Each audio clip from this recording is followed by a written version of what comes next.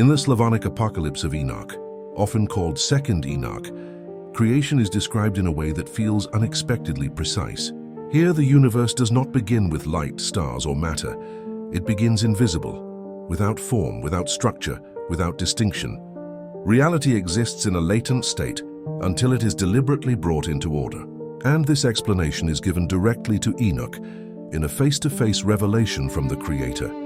Secrets that were never explained even to the angels. Unlike symbolic visions or poetic myth, this text attempts to explain how existence itself came into being, how the universe moved from invisibility into form. According to Second Enoch, only when the Creator speaks do the invisible foundations of reality begin to appear. The text describes two primordial foundations, referred to as great aeons. The first is called Adoil. Adoil emerges from the lowest darkness and becomes the foundation of light and of the highest things. From within Adoil, light is released, not suddenly but deliberately, unfolding order, structure, and illumination together. Light does not exist apart from form, it reveals it. The second foundation is Arukhas. Arukhas becomes the basis of the lowest things, associated with density, darkness, and the material realms below. This division is not framed as good versus evil, but as levels of reality, upper and lower, subtle and dense. Creation then proceeds in a structured, almost methodical sequence. Waters are hardened into stone to establish stability and solidity. The heavens are fashioned from fire, forming the upper realms. Only after this ordering of reality are the bodiless beings, the angels, created. Biological life comes later. In this account, matter is not chaotic. It is shaped step by step, according to foundational principles rather than spontaneous force.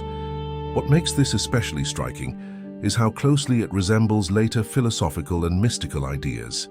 The movement from invisibility into form parallels concepts found in later Jewish mysticism, where existence emerges from nothingness into structured being. Second Enoch presents creation not as myth alone, but as cosmography, an early attempt to describe the structure and mechanics of existence using the language available at the time.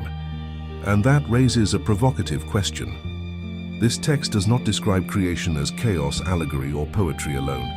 It describes sequence, order, and foundational processes. Invisible reality becomes visible. Light and matter emerge from distinct primordial foundations. The heavens are formed before life. Angels exist before biology. This is not how ancient myth usually speaks. So what if Enoch was not only a prophet or a visionary, but one of the earliest figures attempting to describe how the universe actually works? Not science as we define it today, but a pre-scientific model of reality, a framework for understanding existence. If that is the case, then the Enochic tradition may preserve something far older than theology.